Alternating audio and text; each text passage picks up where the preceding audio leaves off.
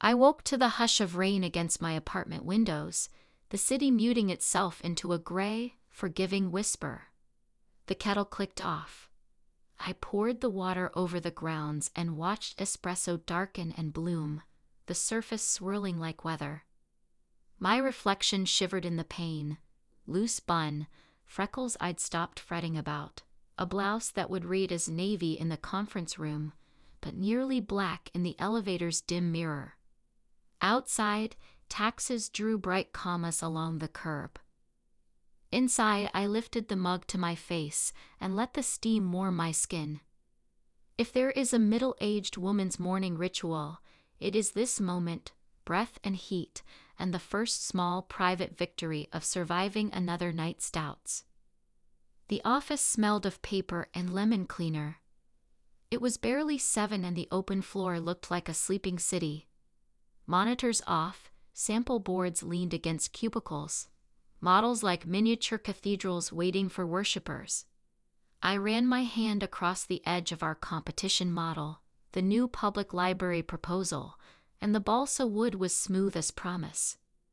I had led the design team for months, holding the line against budgets that wanted to flatten every curve into a cheaper angle. It was my favorite kind of problem, a structure meant to be generous without shouting about itself. A building that could teach us to lower our voices. Whispers traveled faster than elevators. "He's coming today," Jessie, our project coordinator, said when she arrived with a wet umbrella and too bright smile.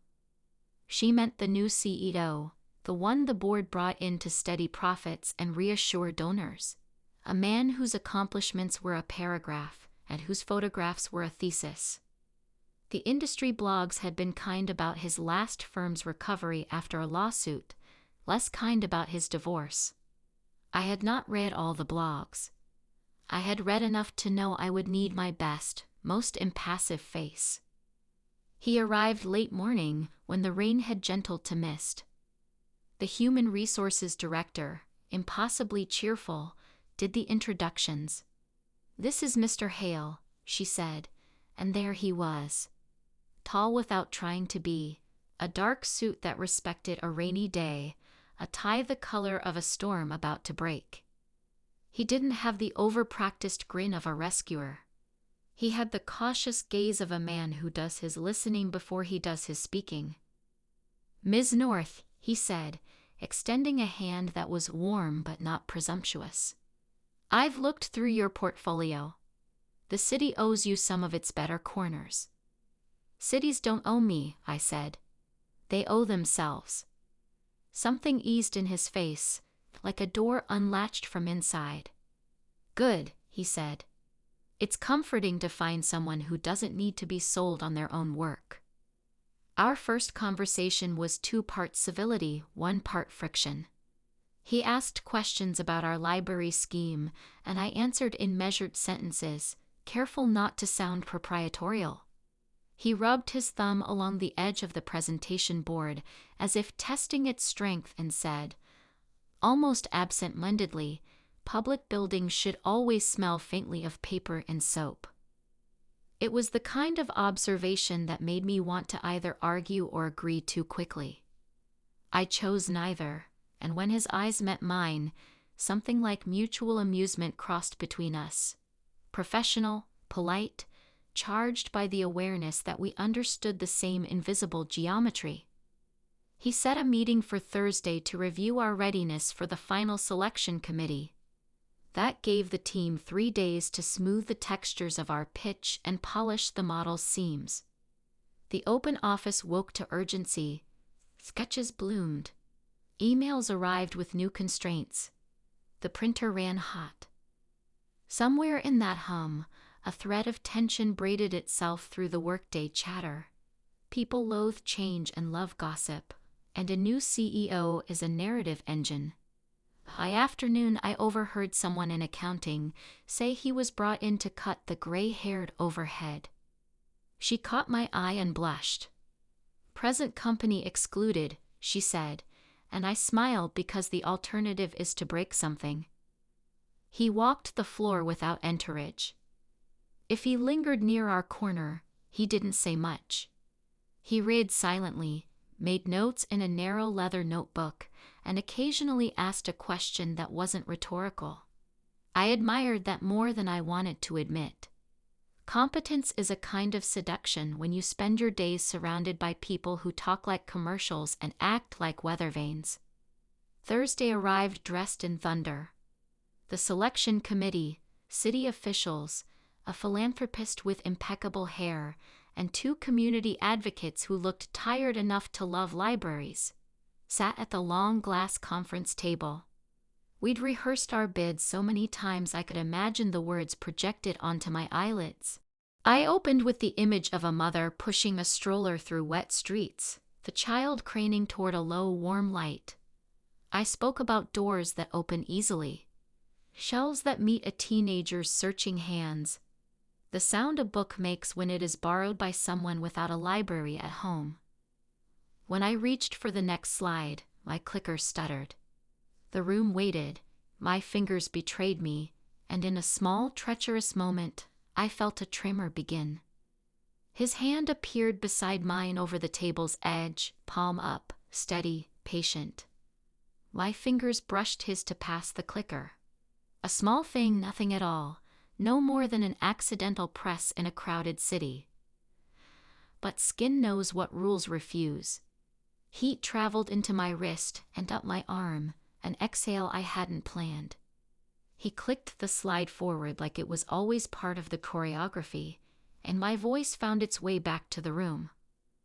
When I finished, the committee asked about cost, about maintenance, about community outreach. We had answers, balanced, honest, detailed. Afterward, as the door closed and the committee's footsteps fanned down the corridor, I stood very still in the fluorescent hush of the conference room. He lingered by the window. Rain skimming down the glass like calligraphy stretched thin by the wind. "You kept your footing," he said. "I stumbled," I countered. Sometimes a stumble creates the rhythm everyone remembers.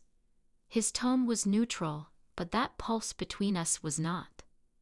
Office oxygen thinned in the afternoon. People drifted to their projects. Someone brought cake for someone's birthday.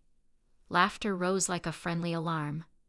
I pretended not to notice the sideways looks from 2 mid-level managers whose names I always mixed up.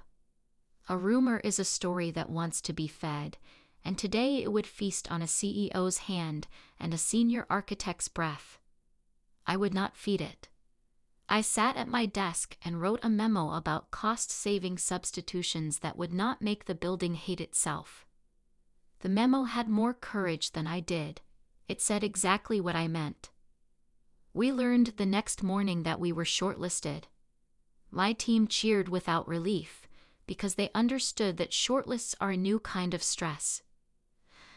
The final pitch would be in 3 weeks, in a soundproofed conference room on the 19th floor of the municipal building, in front of people who wore their decisions like invisible crowns. I built a calendar with tasks and deadlines so precise they felt ceremonial. Structure is the only antidote I know for fear. In the middle of that, the new CEO called me to his office for a one-on-one. His door frame had been painted recently. The smell of fresh enamel always reminds me of school hallways and the line where childhood ended. He gestured to a chair and said, "Tell me what you won't compromise." "The light," I said, surprising us both with the speed of my answer. "And the thresholds. When people enter, they should feel seen and unburdened." He nodded slowly, as if each word needed room. "And what will you give up, if you have to?" "The steel we wanted can be substituted if we choose the right manufacturer. Some of the cladding, the staircase, not the light. Never the way the door opens." "Good," he said, then closed his notebook. He didn't stand. He settled deeper into his chair and studied me as if I were a plan he was trying to read without glasses. "Have dinner with me," he said, and I felt the hive of bees that is my sense of ethics begin their dutiful hum. That would be unwise, I said carefully. At least until this project is settled. You're right, he said easily. Then coffee. In the break room. In plain sight. We can talk in the project room, I said, and he laughed, quiet and surprised. I liked the sound against my better judgment. We worked late often in those weeks. The office turned forgiving after 10, stripped of its competitive clamor. It softened into a place where proximity could be honest. Music drifted faintly from someone's earbuds. The city grew salt blue beyond the glass. Once after midnight, I found him standing alone by the window on the executive floor, sleeves rolled to his forearms, tie loosened. He didn't notice me at first. His hands were braced on the sill. His shoulders were a question he hadn't found the courage to ask. I cleared my throat, and he turned, letting the city's neon frame him in a way that made the years on his face look like weathering, not ruin. My divorce taught me to choose quiet over spectacle, he said without greeting, and we both heard the risk in his openness. But sometimes quiet hurts.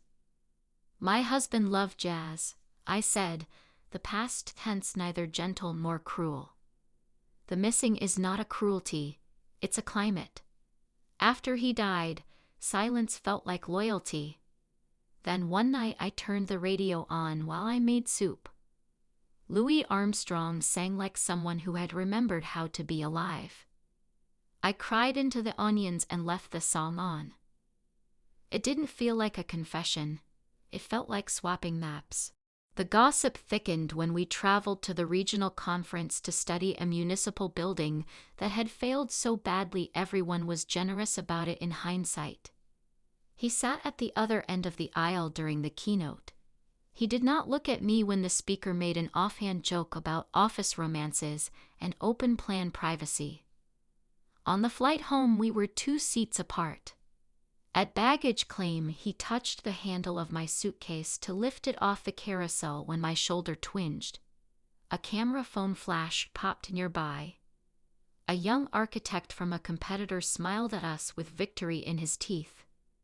By the time we were back in our lobby, the rumor was a parade marching down every corridor. HR sent an email. Reminder on personal relationships and disclosure. The subject line was neutral. The content had that careful scent of policy written by lawyers who believed in both people and caution. I felt watched and suddenly clumsy in my own office. Nothing between us had crossed any line, but a clicker handed from one palm to another. But people are tired and want theater. We would not give them a show. The sabotage began with a whisper we mistook for an echo. A donor asked a question on the phone that felt off by a degree. I heard you're cutting the community meeting space in half. I corrected her, warmth steady in my tone. Days later, a city official asked if we revised the budget to strip the skylight. No, I said. We adjusted the glazing specification. That night, a blogger posted a sneering item suggesting the firm was economizing the library into a big box of sadness. The next morning, the philanthropist with impeccable hair canceled a site walk. Someone was feeding our private work to the world in sour, incorrect pieces. He called a meeting in the glass-walled war room. It felt unfortunate to plot defense in a room that let everyone see. He kept his voice even. We've got a leak, he said. We will plug it. But first, we will do our best work and let it stand. He didn't look at me more than he looked at anyone else, which is the only way to look at someone you don't want to lose in a room of eyes. Jealousy has a specific timbre. 2 managers who were not on our shortlist team offered mildly helpful solutions with sharpened edges. A junior designer, Julia, whose admiration of me had once been guileless, looked distraught whenever I asked for revisions. She had been the one to see the keynote speaker's joke as a commentary on us. Now she was the one whose desk chair swiveled just enough that I felt the breeze of it when I passed. I told myself not to write a narrative I couldn't prove. Then I walked in early and saw Julia at her station with a browser window open to a competitor's internal forum. She clicked away so fast the screen's afterimage felt like a confession. I didn't accuse. I asked if she wanted coffee and watched her hands shake as she refused. Only later would I understand that guilt and grief look related from a distance. The night before our final pitch, the rain returned with citywide memory. He called in from a site visit and asked me to check the numbers in a spreadsheet we kept air-gapped from the network. When I opened it, 2 cells blinked red with changes I hadn't made. A line item about stair treads. A cost adjustment in landscaping. Tiny things, but tiny things are how a reputation begins to bleed. My chest went cold. I called IT. I locked down the drives. I closed the door to the project room, and for the first time in years, put my head down on my folded arms and breathed as if air was a favor I didn't deserve. I didn't hear him enter. I only felt the presence, familiar and grounding, a weather front moving into a room. He did not touch me. He stood in the doorway and waited like a doctor who had learned patience from loss. "We'll fix it," he said. I straightened and showed him the screen. "They're trying to make us look sloppy," I said. "And if we spend the morning defending our accuracy, we won't be telling the story of the building. We'll be explaining math to people who don't want to trust us." He paced once. 2 steps to the model, 2 back to me. "Who else has access?" "6 people," I said, "including me." "Do you trust them?" "Yes," I said, and felt one of those words tilt under its own weight. He looked at me for a long time, then reached for the small company-branded flash drive on the table, the one we used for the off-network transfer. He held it up and then set it down deliberately between us, as if it were a compact between equals. "We walk in tomorrow with the design in our heads, not just on screens," he said. "We print what we need tonight on the floor printer, we hand-assemble the packets, and we carry them into the room like they're a treaty. If we have to write the numbers with a pen, we do it." "You sound like you've done something like this before," I said. "I've spent the last 10 years in buildings that needed to be rescued from people's worst impulses," he said. "Sometimes that includes our own." We stayed until the elevator no longer came when called.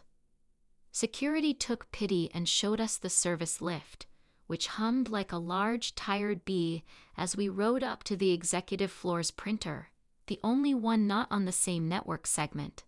The city leaned close to the glass, listening. We didn't talk much.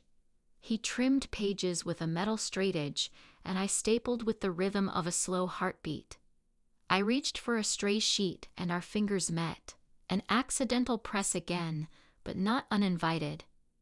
It was the kind of touch that says, "I know you're here," and asks nothing else. The room marked it. My body marked it. I didn't move away fast enough to unwrite it. "I have rules," I said quietly, eyes on the paper. "They have kept me from breaking." "I know," he said. He didn't ask me to loosen them. He didn't make a case. He stood there, close but not closing in, and let my pulse teach me what it wanted. Someone had keyed the rumor mill to churn overtime by morning. A widely read industry newsletter ran a nearly true but poisonous summary of our delays and confusion about materials, quoting an unnamed source with confidence. HR sent a second email. The board chair texted him something curt enough to set his jaw. I found him alone in his office, and before I could stop myself, put my hand over his on the desk. The warmth felt like a decision I couldn't explain to anyone, least of all myself. "We do the work," I said. "We tell the truth. We look them in the eyes, and we ask them to build something worthy of being loved by strangers. "Stay with me," he said, not the lifetime plea, but the hour's request. I stayed. We walked to the municipal building with packets cradled like fragile things. Our shoes made a dignified sound in the marble corridor. In the elevator, we stood too still and studied the floor numbers climb. The air was familiar with secrets. The selection committee's room was colder than memory. I placed the model in the center like bread at a table. He took the chair nearest the end, a respectful flanking position. We spoke first about thresholds and light, yes, but then we spoke about rules and their exceptions. We told them about the sabotage without theatrics. We had discovered last-minute changes in internal documents. We had locked down access. We had printed and hand-carried. We were accountable. We showed them our numbers inked in for clarity. I felt the mood in the room shift from skepticism to regard, not because of the drama, but because we described our precautions without resentment. Then came the moment I couldn't foresee. The community advocate with the weary eyes asked why this mattered to me. It is a question grown-ups are often forbidden to answer. I told her about the weeks after my husband's death when morning broke like glass, and how I walked into our neighborhood branch and sat beneath a window that reminded me God was not a building but perhaps light was. How I read the same page 3 times and couldn't tell you what it said. But I remembered the weight of the book in my hands and the murmur of a child asking for help to find the dinosaur shelf. How public space held me together when my own walls cracked. No one exhaled. Even the air believed me. When I said, "the staircase, not the light," earlier in the week, I had meant it as a design principle. Now it felt like a vow. We will find our way up even if we do it in the dark. He listened to me like a man who had been cold and found a radiator, and when I paused, he continued, voice low and steady. He spoke about rescue without triumph. He told them about the difference between secrecy and privacy. He did not mention me. He didn't have to. Something in the way his words found the space after mine made the rumor outside sound tinny and bored. We finished. We sat. We answered questions. When it was over, the committee thanked us in bureaucratic phrases and ushered us out into the hallway where the vending machine glowed like a small indifferent planet. We didn't look at each other. The elevator arrived too fast. On the ground floor, rain had paused, as if the weather had agreed to hold its breath with us. Back at the office, HR asked to see us both. The director's eyes were worried, not predatory. "There are concerns," she said, raised by a few staff members about perceived closeness and potential favoritism. She looked embarrassed by the words. I sat with my hands neatly folded and heard myself say, "Our work is clean. Our choices are public. We've made efforts to avoid impropriety. Truths, all. It didn't matter. Perception breeds its own weather." He surprised me. "If we need to declare anything to protect the company, we will," he said. It was an offer without assumption. It was respect. HR nodded, relieved and uncomfortable in equal measure, and said she would monitor. A word like a tracked package. The leak resolved itself in a way that felt less like justice than like physics. Julia came to my office with red eyes and a spine that looked recently forged. She told me she had shared a draft diagram with a friend at the competitor, thinking it was meaningless, thinking she wanted to impress someone who had not been noticing her. He said he wouldn't tell, she whispered, which is how every turning begins. She had not known how much she wanted to be seen until she was seen by the wrong person. I believed her because I recognized the hunger. Because once, grief had made me want to be invisible, and the antidote to invisibility is sometimes any attention at all. We didn't fire her. We moved her to a different project, made her apologize to the team, and put a formal reprimand in a file that would otherwise have been too clean to be real. He told me later he had argued with the board about it. He told them the company survived not by making examples, but by making professionals. He said if they wanted a public flogging, they could hire someone else to do the whipping. Respect can feel like attraction wearing a suit. We waited the customary weeks for the city's decision, which is to say we lived in a purgatory where work happens on the surface and hope happens below. During that time he and I practiced a disciplined distance. We nodded in meetings, we emailed as if our correspondence could be read aloud at an ethics seminar, and we never got in the elevator together. Occasionally our eyes misbehaved and found each other across the cafeteria. I didn't scold mine. They have their own job. When the call came, I was repairing a foam model corner that had surrendered to humidity. Jessie burst in with her phone aloft, eyes blazing. "We got it," she said, and I didn't know whether to sit or stand, so I did both in a graceless sequence. We got it. The building would be built. The city had believed us. He came to our corner of the floor without ceremony, shook hands he needed to shake, and then found my eyes over the heads of 3 people who had already opened champagne we were not supposed to have at noon. I didn't grin back. I did something I hadn't done in years. I allowed myself to be happy without fear that happiness would be punished. That evening, as the office thinned into afterglow, he knocked on the frame of my doorway. He waited for me to nod, then stepped in. "Walk?" he asked, and I thought of HR and rules and the way my heart had been following him at a safe 2 steps behind distance. Then I thought about thresholds. We took the stairs. Neither of us spoke on the descent. In the lobby, the security guard waved, half asleep. Outside, the rain had reassembled, but politely, a drizzle that softened everything it touched. We walked nowhere and everywhere for 3 blocks, the city shining with its own reflected light. He didn't reach for my hand. He would not yet. Not without permission I had to invent. "I failed in my marriage," he said finally, rough with honesty. "Not by wandering, but by disappearing. Into work, into other people's problems, into committees and flights. When she left, she said I was a wonderful man and a terrible husband. I don't want to be terrible again." "I was a good wife," I said, which is a sentence that sounds like an alibi but isn't. And then I wasn't a wife at all.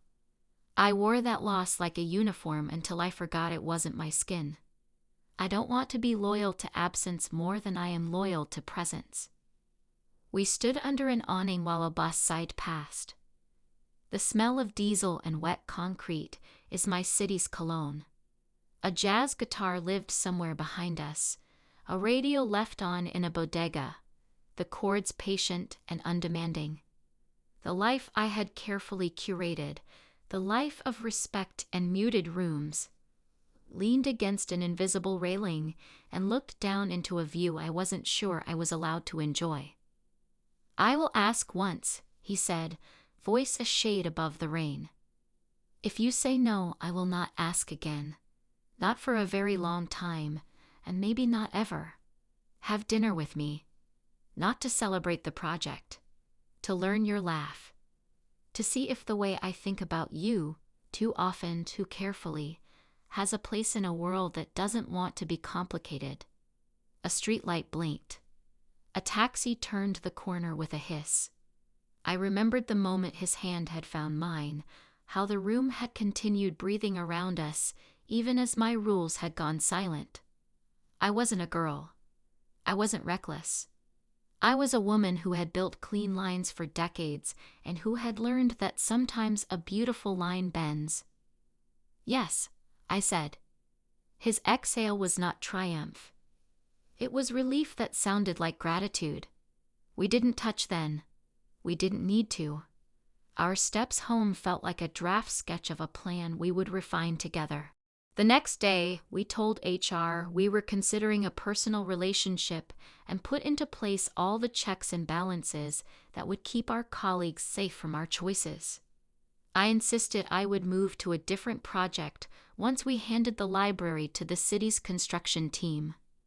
I meant it. He supported it. People rolled their eyes and did what staff always does when leadership tries to be transparent. They waited to see if our behavior matched our words. It did.